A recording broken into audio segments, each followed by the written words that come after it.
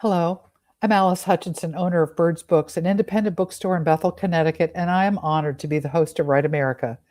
The aim of this series is to help set the country back on a correct, productive course of freedom, justice, equality, and plain human kindness.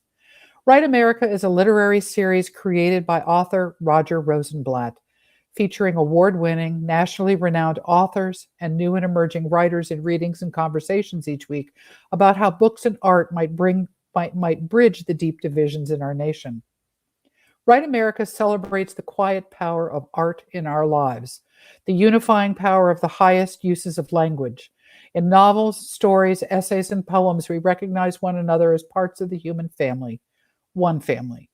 Roger Rosenblatt, the creator of Write America, puts it this way: writing makes justice desirable, evil intelligible, grief endurable, and love possible. So welcome. And please join us every Monday evening at this time as many of the most beloved and distinguished writers in the country read from their work and talk to each other and with you in an effort to bring us together. If you missed last week's episode with Susan Shreve and Thomas Becker, or any of the previous episodes of Write America, you can go to Birds Books Crowdcast channel and watch the recordings at any time. Tonight's episode is also being recorded, so if you missed something, you can go back and rewatch. Tonight, Birds Books hosts a reading by and conversation with. It's actually not a reading by and conversation with necessarily, but a discussion with Garry Trudeau and Jules Feiffer as they discuss the art of cartooning. I will return at the end after the discussion to bring your questions and comments to the authors. For those of you unfamiliar with Comcast, many of you have already discovered the chat to the right of your screen. Please feel free to comment there. But if you have a question, at the bottom, you'll see a little tab that says Ask a Question. That's where I'm going to go to look for your questions to ask our guest this evening. Third, there's a green button at the bottom that takes you to Birds Books Write America page. Please go there and consider a book. Now, a little from our first speaker. Garry Trudeau has been drawing his Pulitzer Prize-winning comic strip for more than 40 years.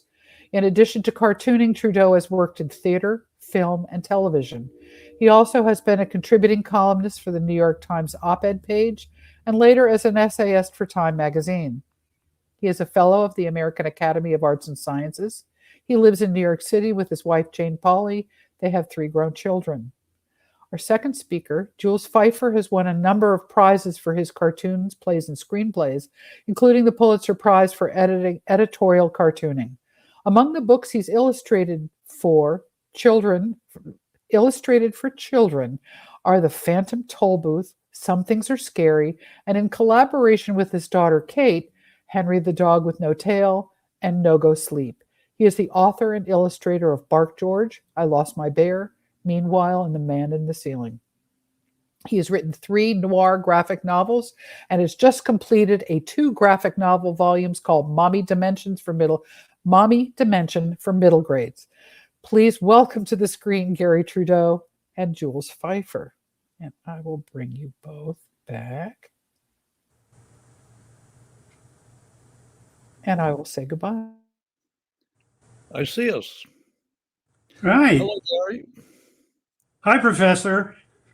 How are you? You know, you now you still teach, right? You still No, I don't teach anymore. Oh, you I don't do anything but sit in the house. Well, nonetheless, I'm hoping to learn a few things from you tonight. As you know, I've been learning things from you my whole career, and I hope I've given you enough credit through the years. But there's still many things I'd love to discuss with you, and I'd love to ask you. Well, ask ahead, and I have 100 or 200 things to ask of you. Okay. Well, why don't we? I blame you for being the first unacknowledged graphic novelist, or maybe the second.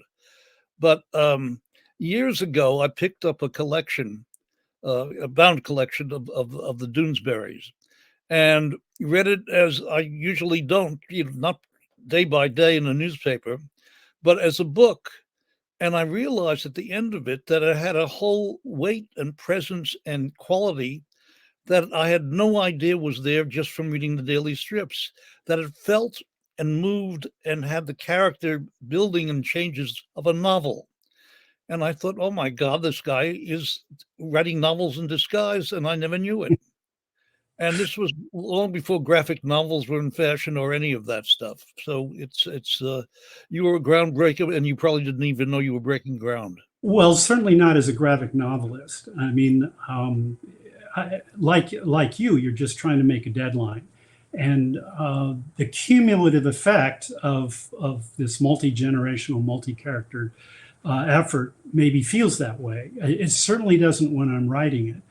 And I know that you have talked about having often no idea where you're going, that you take one little bit of an idea, you put it down, and then you go to the next panel, and you go to the next panel, and you go to the next, and see where it leads you.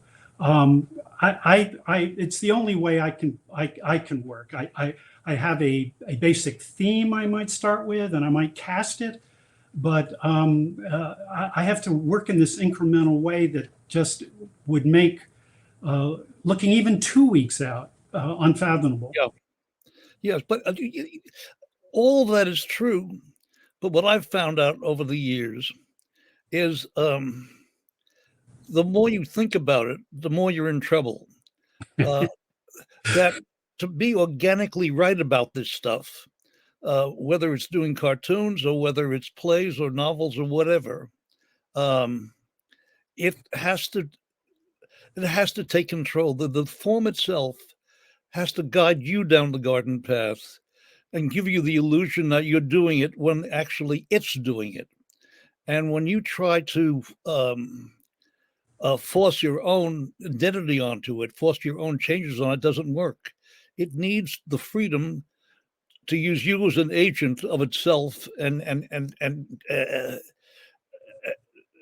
all I do is, like a reader of somebody else's story, I follow the lead of this organic thing that I wasn't sure I knew where it was going in the first place. And the surprises are always worth it, even when, and taking chances. I think a lot of writers are afraid to take chances, don't want to know in advance what they're going to do, and I think that's the worst. Well, the week-to-week chances I found myself taking because of the pressure of a deadline, when I had an inkling of an idea, I might have a story arc that I'm starting with, but when I had an inkling of an idea that was somewhere down the road on that story arc, I wrote it and drew it immediately. So I would find myself week after week having written the Thursday strip, and then I have to re-engineer that, reverse engineer that, to get back to begin the story and then plug in the other places. So I would often write Thursday, Tuesday, Saturday. Saturday might be where I would place a weaker strip since the audience is smaller on Saturdays. So it was always a risk, because if you commit to something on a Friday, you better know how to get there. And I would have to figure out how to write 4 gags in a row to get there. Well, it's tough. It's almost impossible. But I'm sure you come up through that messy method of some wonderful surprises that otherwise never would have happened. Well, let me ask you: you're a born storyteller and have told wonderful stories in multiple formats. But when you were doing just the voice strip, when you're doing 666 and then Feiffer, those were like Sunday essays. You had a theme, you had a character, or maybe 2 characters, yeah. but you didn't have the momentum of an ongoing story. That's right. Might push it forward. So I have a lot of respect from people that start from scratch. When I sat down to write, I had this great menu of characters to choose from, many things I was thinking about, many themes, many story arcs in progress. To start cold every week, don't know how you did it. Well, you were doing a continuity strip with recurring characters, and it was 6 dailies in the Sunday page, and it had an entirely different aim and format than what I was doing. I started out as a kid wanting to do exactly what you ended up doing, and I turned out not to have the talent for it, not to have or the patience to do it. That when I was starting out, the samples of daily strips that I put together, after 2 weeks or so, bored the pants off me. And I realized that this thing that I grew up wanting to do more than anything, I wasn't really qualified to do, and I didn't really want to do. And so again, you stumble into so many of the things that turn out to be your life. Go figure. Well, I'm getting a taste of your former life now because some years back I started working in television and I couldn't keep all the balls in the air. So I called our friend McNeil out at Universal Press and said, I've got to give up the daily. I'll keep doing the Sunday. And to this day, that's what I do. So I find that the best thing about just doing a weekly Sunday feature is that I have time to sit with it. I have time to go back and make it better. I have time to burnish it in a way that I never did before. The bar was set for me for 45 years at good enough. If I cleared good enough, I shipped it. There was no alternative to that. And you hope to play the percentages like a ball player, get a couple singles a week, maybe get a double, and once a month, hit the warning track.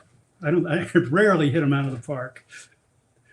Well, it's interesting about good enough. I was, even with the success of the strips in the early years, I often settled for good enough when I was doing one cartoon a week, and I thought that's good enough, and that's good enough, and that's good enough. I went up to Yaddo in Saratoga Springs to work on my first play, Little Murders, and Philip Roth was up there. And he used to talk about craft in a way that shamed me in terms of my own attitude about it. And out of our conversations, it really made me learn that I could not get away with good enough anymore, that Roth didn't do that. Well, how could I do it? And so I started holding out for what I thought to be right, or what had to be right, or what I hoped to be right, and make demands on myself I never had made before. And it's and as I got older and older and older, I get tougher and tougher on myself. I used to let myself off the hook all the time. I'm about to be 93. I'm still working, and I never let myself off the hook, and I'd be ashamed if I did. Yeah. Our mutual friend, Roger Rosenblatt, set the bar out for himself, but it's something he admires. He calls it steady excellence. And he applied it to Bill Malden. And I would certainly agree that Bill was deserving of that.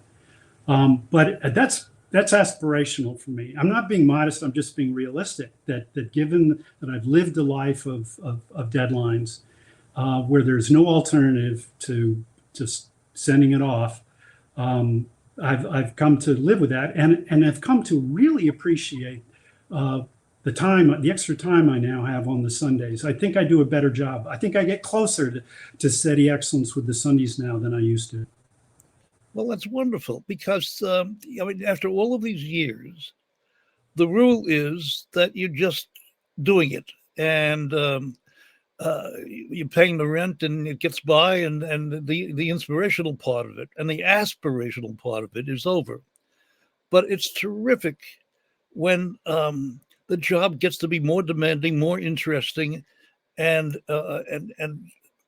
more important to you as you get older. It's because there's other things. I'm particularly with COVID and all of us going into isolation. I found that the work I was doing, the writing I was doing, and the drawings, I made more demands rather than less. They had to be more right. They had to be consistent with whatever it was I didn't know I was looking for, and I would only find it if I stumbled on it. Stumbling has been a big part of my career, and I've been lucky in my stumbling. Or backing into forward, or yes, exactly. Exactly, not knowing where I was going, and that's how I got there. the name of your memoir. And in a way, I still do it. So you're talking like somebody who has some autonomy and some agency and in control of your creative life, but you've had many adventures in collaboration. How did that go for you? I didn't hear that last part. Well, I said, how did collaboration work for you? Because it's very we've both collaborated with a well, master, with Robert Altman, and that was that's a kind of brutal experience it's a for writing wonderful players time about every. because when I wrote my first play, Little Murders, a play by definition is a collaborative experiment, and I had worked all the years as a cartoonist on The Voice and in syndication, doing everything by myself. I never had an assistant. I never had any help of any kind. I was a one-man show, and I loved that. And I was a little nervous about how I would work in a company with actors and directors and and people having different opinions and all of that. And it turned out, as we started to rehearse Little Murders, that I was completely ignorant of the entire process, although I had been going to plays all my life, but I was never behind the scenes. And and it was a joy. So working with uh, a director, working with actors, working with particularly good ones. Working with bad ones is disastrous, but working with good ones, working with first-rate people, offers you a first-rate experience on every possible level, and you feel that you've been given a gift. And I've been lucky enough to work with Mike Nichols and Alan Arkin and other people, and a company of actors who are just unbelievable, and it's always been enriching. So it rather than taking away from yourself and your own individuality, I found that they added to the experience of, what was singular about my work. They made it more singular, not less so. They weren't uh, uh, lowering my participation in it. If anything, I had to work harder to be on their level. I began not as a comic book kid. I did read comics. I read them, and it was the only reason I got haircuts was to go to the barbershop where there was always a stack of comic books. But mostly I was a theater kid, and I started a little theater company when I was about 8 and in my community, and ran it until I went to college. And I never wanted to be on stage. I wanted to be an impresario, if you will, a word I wouldn't have known. But I wanted to do everything. I wanted to do the lights and write the scripts and write the music and do the lighting and sell the tickets and make the programs, the whole thing. So it really wasn't such a reach when I got to college and I got this opportunity to do the strip. And again, I found myself king of my own little empire. And with a comic strip, you cast it, you create the aesthetic, you create the characters, you create the dialogue, and You're on stage, and you feel totally in command. So my first experience outside of that comfort zone and outside of that total control was working with Robert Altman on Tanner. And as you know, Altman on any given day will just throw out the script and I kind of knew that about him. I knew what I was in for. But when you Altman on any given day would throw me out. well, we never came to blows. But there was a moment I had an epiphany. The second series, actually the third series I worked on with him, was a sequel with Cynthia Nixon, and we were shooting a scene in Elaine's, and I had completely overwritten it. Very proud of the scene, but completely overwritten it. It's like 10 pages. It was ridiculous. So Bob took one look at that, and he just went off and did his thing. And I sat in the corner with earphones on, and I listened in vain for something I'd written all day. And at the end, he could see that I looked a little glum, and he came over and he said, Trudeau, you know why you write? And I said, well, that's not altogether clear today. And he said, you write so that the characters know who they are. And what he was telling me was, if I took the care and created characters with with great nuance and specificity and deliberate thoughtfulness about, who the character is and what they're motivated by. That he could then, Peter Pan that he was, he could lead them off, any direction he wanted, and it would come out all right. Particularly since he had this kind of, group of actors that he liked to work with, and they all trusted him. So I had to learn a different kind of writing. I had to learn a writing that created a blueprint for him, gave him a narrative direction, but that allowed him to do the things that he was so good at, which is all this found art that would occur to him. Creating scenes. Yeah. One problem, though, is he didn't like language. He didn't like words put together that made sense. He liked words simply that would carry on the staging and the movement that he had in mind, which often undercut the very script that he was shooting. That was it was more like music, the way he would bring voices in and out, like, Yeah, and that was a great gift.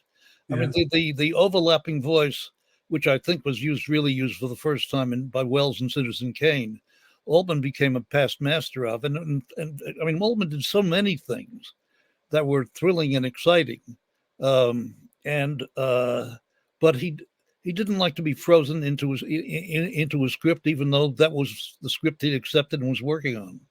Yeah. He wanted to make it up as he went along. And I mean, he wanted to be everybody. I mean, he wanted to be the actors as well. He wanted to be it all. And sometimes he could pull it off, but more times than not, it was rather uneven. Well, when I was in college, I heard about a sneak preview outside of town, and it turned out to be MASH. And I went out and I thought, oh my God, I've never seen this in a movie before, where the characters interrupt each other, they don't listen. I said, this movie is about not listening. And that's the way humans often, if not usually, are. While they're listening to someone, they're pretending they're listening when in fact they're forming their next thought, or they're thinking their response. They get a key word from their conversation partner, and then they start thinking, what am I going to say in response to that? And I thought, well, he's thinking about dialogue in an entirely fresh way, as I thought you were when I was reading you at the same time. And I thought, these, I mean, all this stuff kind of, I was at that impressionable time in my life. I was 19 or 20, when all this stuff just lands and it's so revelatory and it is so powerful, and it helped me find my way. You started many of your early strips, your characters, Bernard Mergendiler, he would be a soliloquy or a monologue, or even in dialogue, they often weren't listening to one another. There were some real similarities between what you were experimenting with and what Bob was experimenting with. And I found that very impactful. I took a less courageous way of doing it initially. You did it in such a way that it made people feel like they were hearing from you.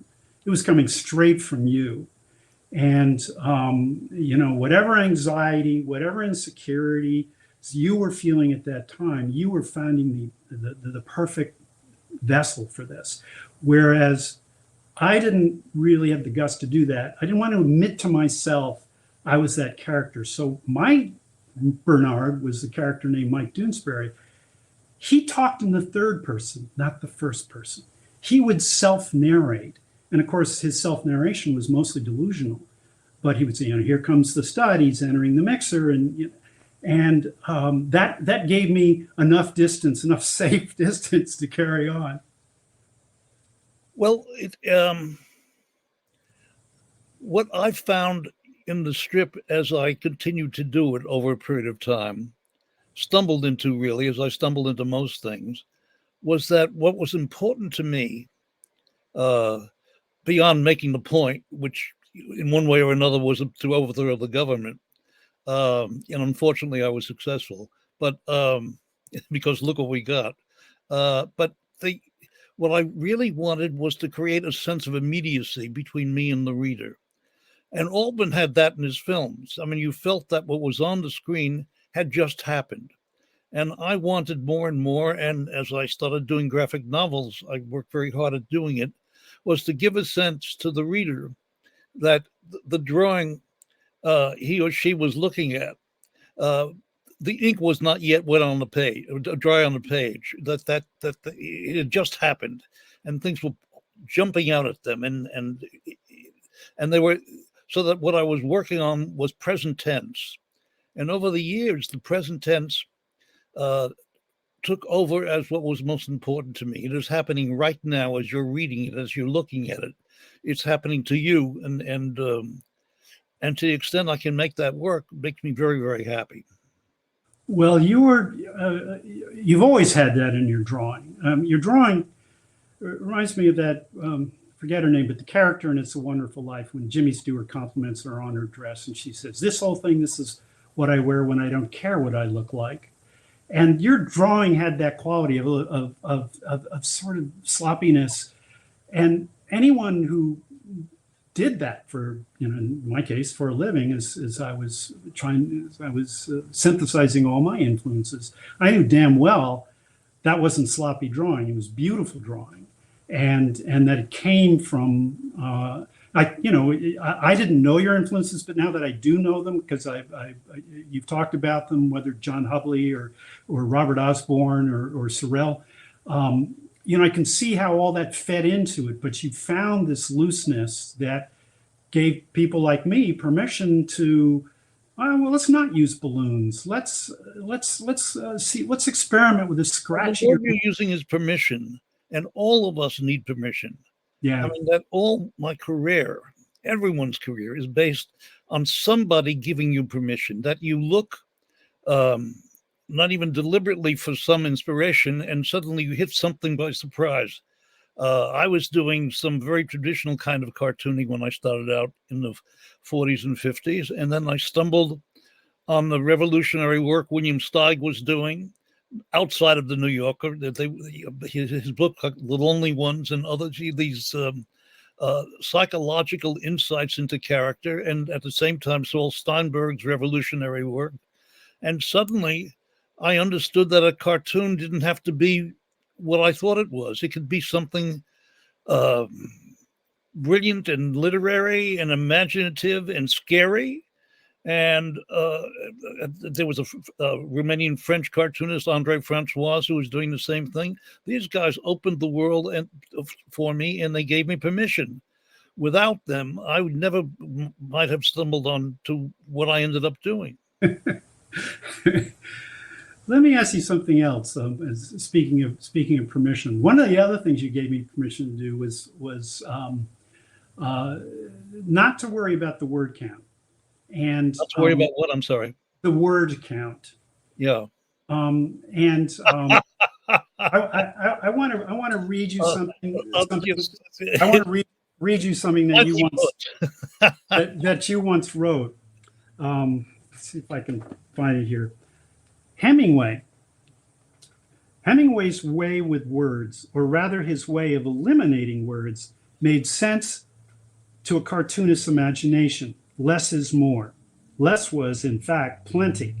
The air between words was like the silent panel in an adventure strip. It told the story by not telling, by giving over to the reader the job of filling in the writer's gaps. The reader imagines and thus becomes a collaborator with the writer in telling the story. So how did you end up writing these strips that were packed with words? Well, I wrote the strips packed with words at the beginning of my career, and I tried to eliminate them, and I never could.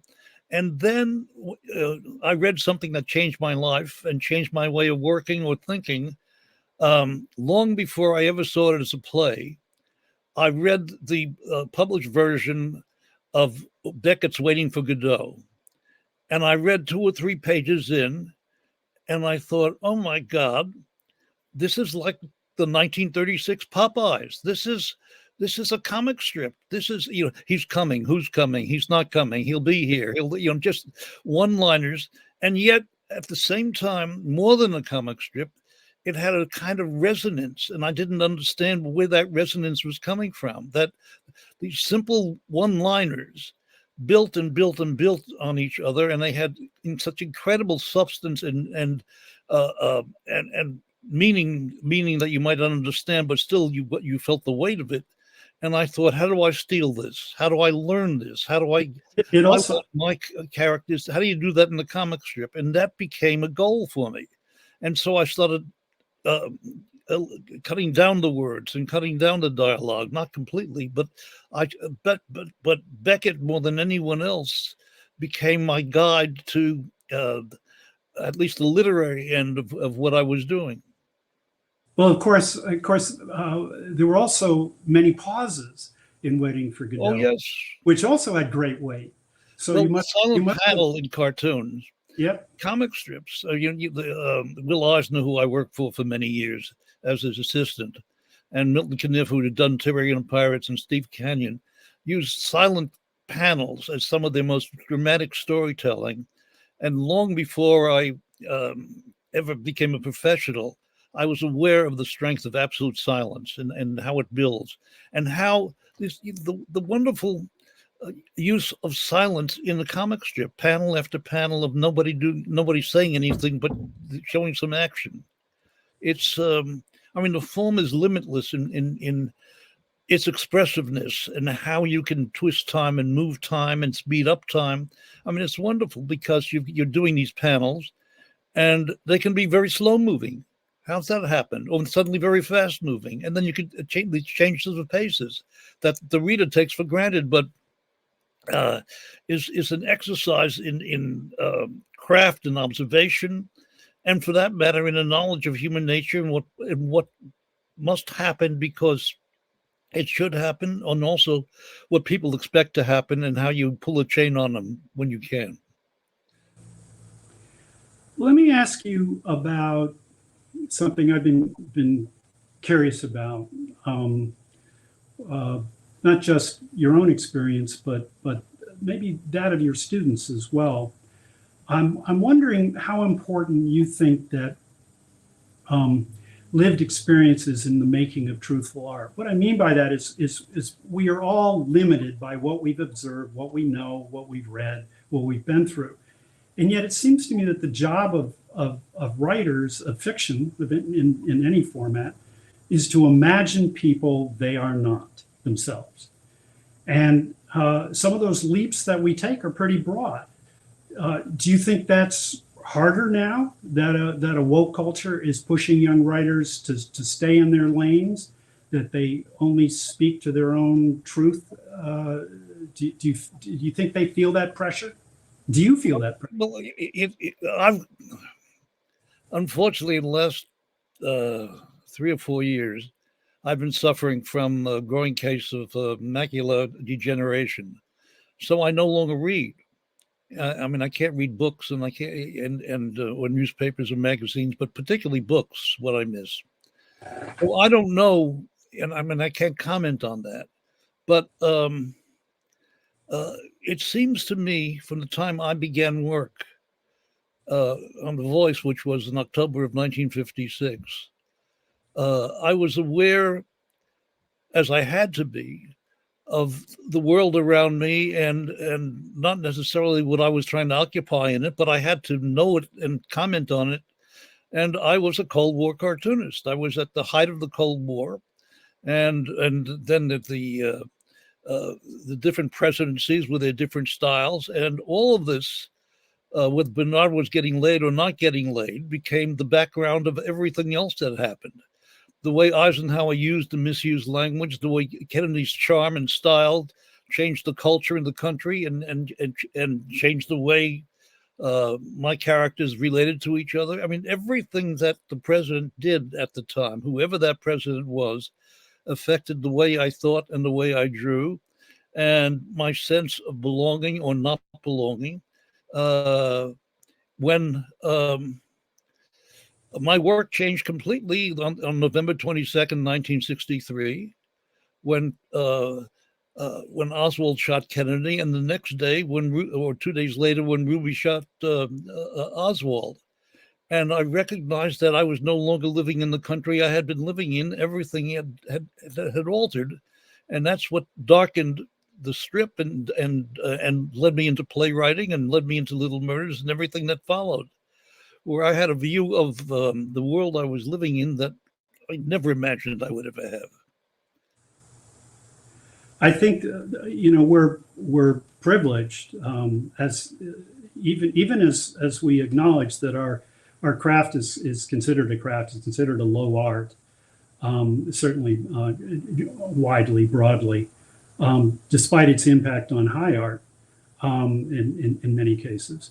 That it comes with its privileges, and for me, one of the greatest has been, I don't know, maybe it's because we seem so harmless, cartoonists, but it provided me with entree into worlds that I never would have visited before, and gave me some experiences that I never would have been able to draw on as a direct result. So I found myself on planes going on presidential visits abroad, or I went on a very strange expedition to Loch Ness to look for the Loch Ness Monster, the New York Times expedition. I ended up in recording studios, like when they recorded We Are the World, and I got invited to several wars and availed myself of that opportunity. It just seemed to me that it'd be crazy. I mean, that became harder and harder as I had a family and young children. But it just seemed to me, for some reason, it's available. Cartoonists aren't threatening to people generally, and if you approach their world with curiosity and respect, it's amazing what you can find and what you can learn. Now, it doesn't always work out. Sometimes you can overthink, over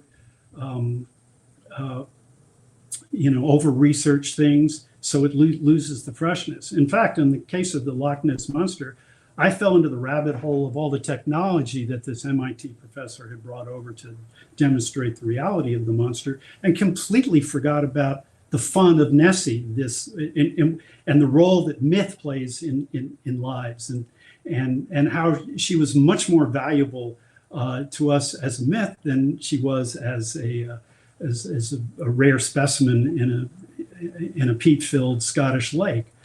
And so I ended up writing about the technology, and those are some of the most boring strips I ever wrote.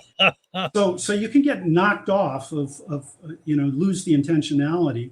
But did you find that, hey, fame or notoriety, or whatever you want to call it, is certainly useful in making me better or more interesting, or widening my perspective so I can broaden my lens in what I write about? Well, I'm not sure I think that way anymore. I mean, there was a time 100 years ago that I was doing the work I was doing to change things, hoping to change things. And the more I tried to change things, the more things got progressively worse. So that illusion that I was helping to affect change in the world that was so important to me was dispelled. And now it's simply what I do because I have no choice but to do it. And I know that it's there to give people some comfort and to make them think, I hope.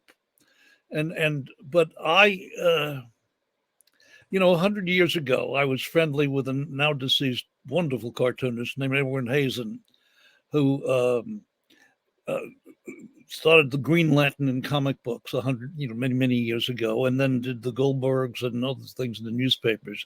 And Irwin was a tiny man, and he was a sweetheart. And once every few weeks, when I was still living in the city, we would go to the Café des Artistes on 67th and Broadway, and the Central Park West, and sit at the bar.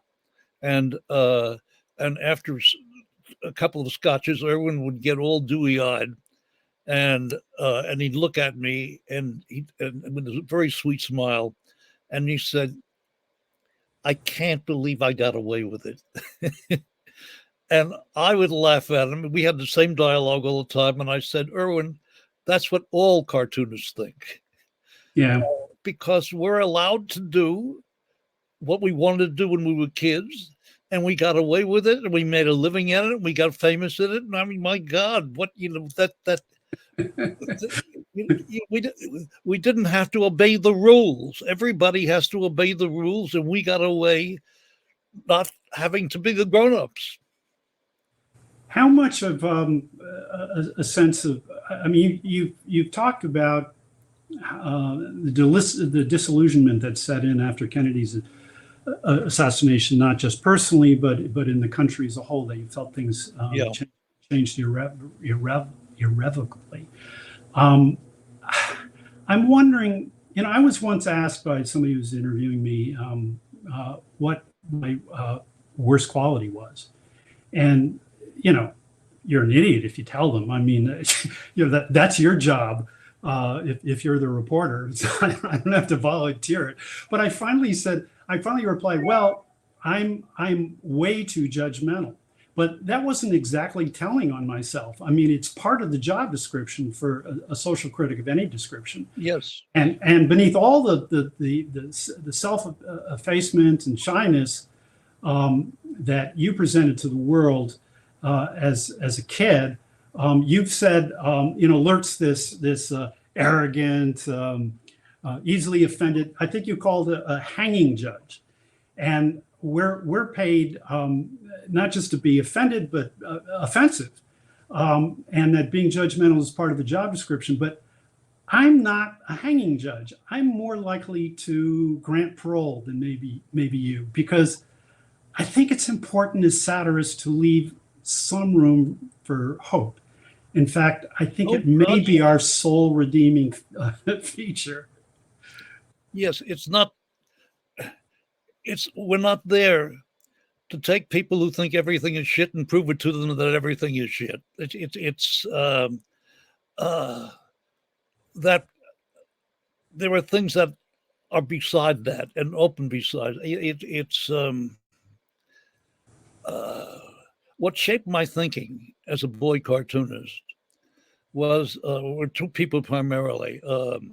I.F. Stone, Izzy Stone, who in his weekly newsletter, that made me aware that there were questions to be asked that I didn't know existed, and taught me how to think in a certain way and ask questions in a certain way that never would have occurred to me. And Murray Kempton, the columnist, who was also a friend, who became a friend, who stylized all of that into a kind of dry, witty, almost novelistic column that ran in the New York Post in the beginning with three times a week or so. And both of them taught me how to ask questions and how to think and what to think about and the direction to move in. I mean, it's this business of getting permission. There are people out there, and there are countless. There are novelists who, of course, I never met because they were dead long before I read. That had I not read Tolstoy, I wouldn't be thinking in a certain way. Had I not read Chekhov and Dostoevsky, I would not be thinking in a certain way. And you absorb, or for that matter, the humor of Robert Benchley. When I was a boy, in my late teens and 20s, I wanted to be a Jewish Benchley. These are the people who send you on the track, wherever that track is, that you move on. And God knows it's not a straight line. But Right. Eventually discovered who you were all along at the beginning, and you didn't know it. The person who gave me permission, his name I don't even remember, gave me the most permission. When I first started, I just right out of the blocks wrote about things that any college kid would write about: sex, drugs, rock and roll, the war, politics. And that was a bit of a shock to the system for the comics page. John McNeil, my boss, went out and sold it as, these are dispatches from the front lines. That explains why they look like that's exactly what they were. They've been scrawled under pressure.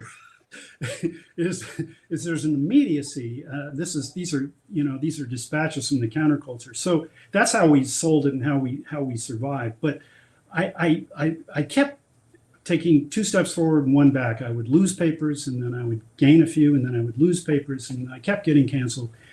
And so I thought, well, maybe since I have no idea how I'm supposed to behave in this arena, and I haven't developed a skill set to really do it with any direction, why don't I look to editors for some guidance?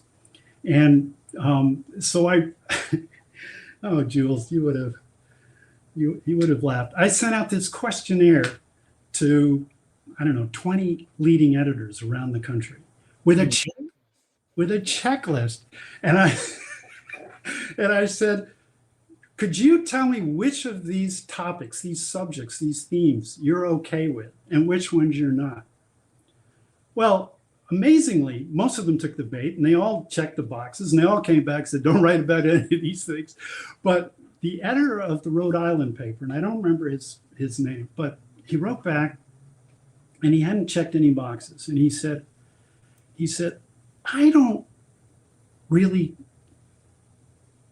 I'm not going to do this. I'm not going to tell you what to write about. He said, if you write with thought and judgment and seriousness, I don't care what you write about.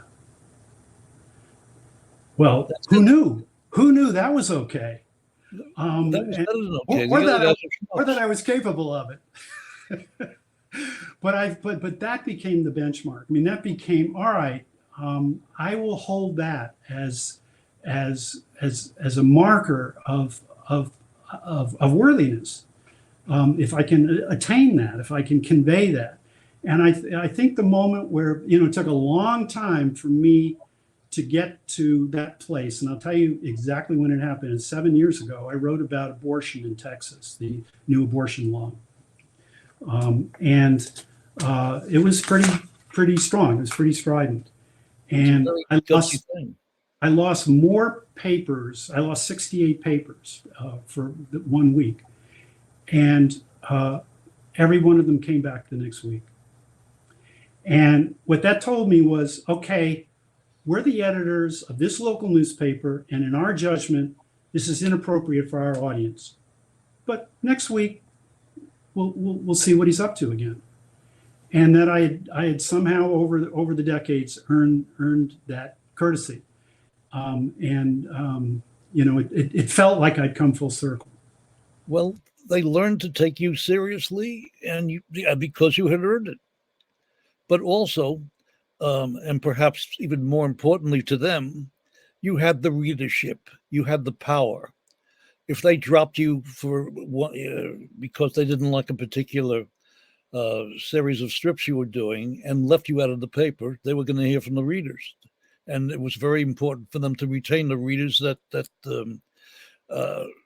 had cut away from. So the perspective of the readers is always that the editors are infantilizing them, and that they should be able to make up their minds on their own. But of course, that is the job of the editor is to decide what's appropriate for his community, and he spends all day. It's not our job. It's not your job, and it's not my job. Right. And our job really is to stretch the limits of the form, as others before us have stretched the limits of the form, so that it becomes more and more open and more fun. I mean, the more challenging you are, the more risks you take, the more excitement there is for the reader, who not just in terms of comics, but in every other form of literature, that when you feel something daring is going on the printed page, you go, wow, and you can't get enough of it.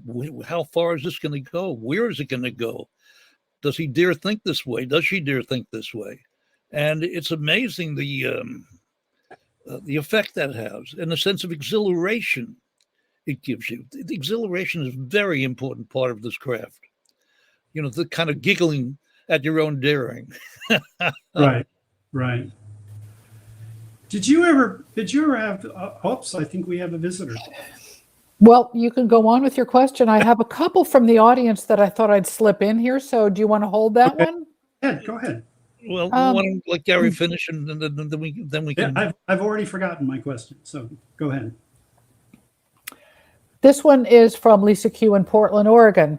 Hi, Jules and Garry. Thank you for this wonderful talk tonight. Jules, I want to let you know that the Phantom Toll Booth had a profound effect on me from an early age, and now as a middle-aged adult, I have your artwork of Milo, Talk, and the humbug tattooed on my arm. My question is, you owe me some money. You owe me a royalty. Were there any characters that you drew for that book based on you or the late, great Norton Juster? Thank you again for your wonderful art, Lisa Q, Portland. The late, great Norton Juster is drawn exactly as he was at the time, and actually as he was as an old man, as the weatherman, Whether, who could never make up his mind about anything. And I drew Norton wearing a long robe, but the only part that wasn't Norton was the robe. The face was his, the manner was his, the wise guy look. Norton was a wise ass, and showed it in all of his writing, and his demeanor. We were great friends. The next question that I have is from Penelope in Berkeley. I am curious about your relationship, i.e., have you ever been the type to hang out as friends? If so, how often? What do you do? Do you ever draw together? What would you draw together if you could? Or is tonight's matchup just a wonderful blind date arranged by Roger Rosenblatt? Well, Jules and I have known each other for some time, but we haven't had the pleasure of actually sitting down and talking about comics since your retrospective at the New York Historical Society. I think was the last time that you and I and that was 2003. Yeah, it's been a while. So just occasionally. I don't think we've avoided each other, have we, Jules? Well, we've lived in different places. I mean, yeah. I'm out on Long Island now, yeah. And because of COVID and my health, I mean, I'm not sick, but I'm old. And on Wednesday I'll be 93, and so Wednesday, I don't birthday. run around anymore. And the dirty little secret about COVID is that for old farts such as myself, it's been a blessing because we have a perfect excuse to stay in the house and do our work. When you're young, it's god awful. I mean, the price that young people, when children pay, who should be able to socialize in school and do all sorts of things, a whole generation, maybe more than a generation, have been cheated out of childhood because of this thing that's going on here, and it'll be fascinating to see what the after effects are. They have to be brutal. That's also true as well for me, is that it for anyone in our business, it didn't really bump us out of our regular routines, and I almost felt guilty about that. It was that because we work solitary. There's no one else in my office, and there never has been, and it's so I'm used to it, and I like to socialize. To circle back to that question, when you have a family and you're doing a strip and maybe other things as well, your social life gets pretty limited. There used to be a kind of fraternity of cartoonists up in Connecticut. Many of them lived up there and close to one another, and they would get together and play golf and such. But I never had much peer exposure, I have to say. I'd go to the National Cartoonist Society meetings, and but I don't have close friends. Most of my friends are from college and from other parents, and not from the fraternity, not from the comic strip fraternity. You might be comforted to hear that a number of authors have said very similar things, that they're used to working alone, and that this is sort of this. And you were discussing giving permission. They felt like they were given permission to stay home. A friend of mine who's a children's author came in and said, "Is it okay for me to be okay about being home all the time?" She wanted permission. I said, "Karen, go right. Go right." We have one more question. Thank you, Jules and Garry, for kicking it tonight. I would love to know what Garry thinks of Boondocks. I believe Doonesbury begat Boondocks. Well, of course, Boondocks stopped in the early 2000s, and I thought, like you were saying earlier, Jules, that maybe folks like you and me and Bloom County and some of the other strips gave him permission to write these sometimes searing cartoons about race relations. And actually, I did spend a little bit of time with Aaron, and I encouraged him to use this platform for as long as he could, and that he'd never regret it. But he ignored my advice and went out to Hollywood and started working out there on other things. And I'm the comics page is poorer for not having his voice. But he was beginning to phone it in. He was beginning to get assistance. He was beginning to just get way distracted from it. And so the work kind of suffered. The style changed towards the end. And but I think his real interest was making it on television and movies. So yeah, that was his path. But I'm sorry he didn't have a longer run. Right. Those are all the questions from the audience. Maybe Garry, you can bring up that last question, or is it long gone? It's gone. It's gone. Did you all talk about how you initially met? How Garry and I initially met? Yeah. I don't recall. Do you, Jules? I think, was it through McNeil?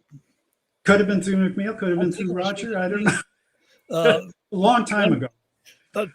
John McNeil, who has to be one of the great editors of all time, particularly in regard to the comic strip, started Universal Press Syndicate, and by doing the most unlikely and uncommercial, like supposedly, cartoons one can imagine, and he got very successful and rich off it, and it never changed him, and he was always been a lovely guy.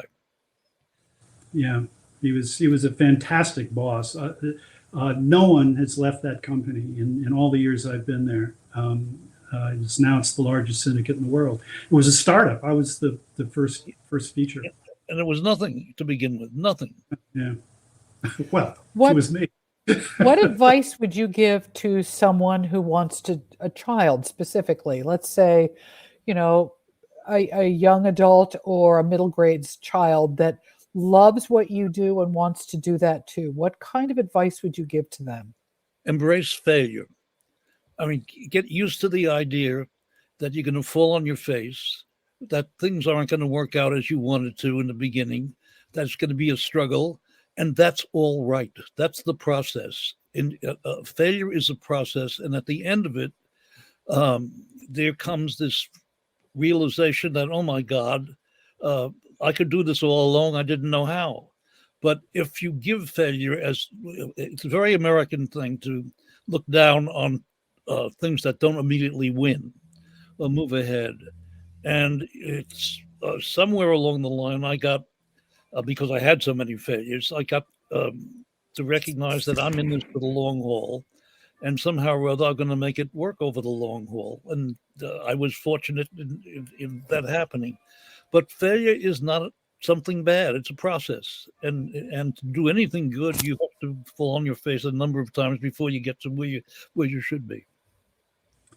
I would say what he said, but in addition to that, I would say follow Jules' path into the world of graphic novels. There is no future for comic strips. We've lost 2,000 American newspapers since It's a shame. It's a shame. Oh. I mean, I grew up, there was nothing more than I wanted to be than a daily comic strip artist. The form that you worked in. And it was a wonderful form. And the old comics page with about 12, the daily strip, which ran in some of the large size newspapers where there'd be about 14 or 15 strips on one page. I used to just thrill to the appearance of these old cartoons. And just thinking of it makes me very, very happy. It's a form that's always made me happy. I remember dragging out my silly putty on those big comic strip pages. Sure. Yes. And you have to be old enough to know what that is, and I'm not going to tell you. I wouldn't know. Gentlemen, I've had a wonderful evening, and I'm sure everybody else has too. It is time to close up shop for the evening, and I've really just, you both have warmed my heart with conversations about. I mean, I grew up reading the comics. I grew up opening up the paper and seeing your work. I grew up reading Phantom Tollbooth to my children. I grew up, with your work. So thank you. It's been an absolute pleasure. And I'm going to close out the evening. So I really appreciate your time. Okay. Thank you. Thank you so much. I'd like to thank Garry and Jules for participating in Right America this evening, and to everyone who tuned in tonight. And thank you particularly to Roger Rosenblatt for creating this original and important series to look forward to each and every Monday evening. We hope to see you all next Monday as we welcome Miranda Beeson, Emily Bernard, and Kurt Anderson to Right America. Please remember that Birds Books has an author page, the Right America page. Please go check it out, and please consider purchasing a book from one of these wonderfully talented people. Thank you again, and good night.